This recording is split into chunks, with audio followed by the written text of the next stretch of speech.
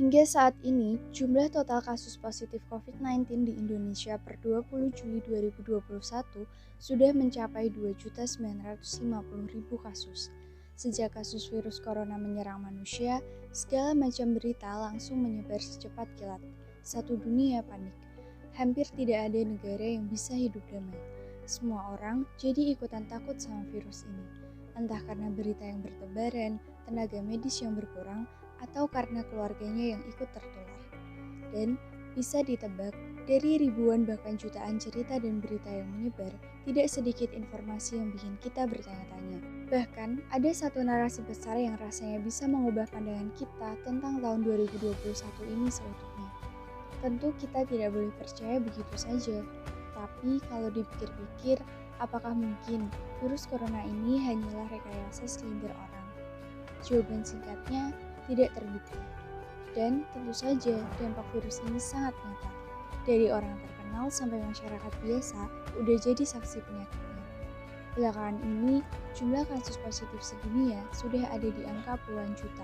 Bahkan ratusan ribu lainnya sudah jadi korban jiwa. Krisis kesehatan, pekerjaan, keuangan, sampai politik, semuanya campur aduk jadi satu. Makanya, mungkin kita pikir masalah sebesar ini rentan disederhanain menjadi permainan satu pihak yang berkuasa di atas sana. Karena kita juga lupa kalau masalah besar itu nggak harus berasal dari penyebab yang besar pula. Bisa aja terjadi dari penyebab yang kecil sekecil virus. Virus yang menurut sebagian orang dibuat oleh segelintir kaum elit dunia, seperti pada kasus Bill Gates mengenai penanaman microchip vaksin. Pertanyaannya, benarkah begitu?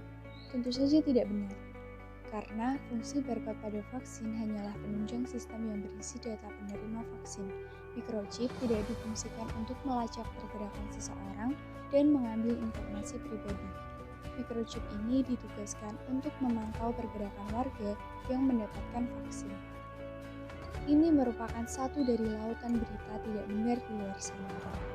Lalu, apakah ada cara untuk tidak tertipu akan berita yang tidak benar? Tentu saja ada, namun tidak mudah, karena pada dasarnya otak manusia mudah ditipu. Tapi kenapa bisa ya? Sederhananya gini, otak manusia dioperasikan oleh dua pekerja satu yang selalu mengawasi dan siaga kapan saja, dan pekerja dua yang kerjanya malas-malasan, yang datang saat kita lagi konsentrasi aja. Jadi, otak kita emang suka banget merespon informasi dengan cepat tanpa konsentrasi. Ini membuat kita mudah tertipu melihat berita palsu. Kalau sudah begini, berita yang ngagetin pun sekilas masuk akal dan menyebar luas.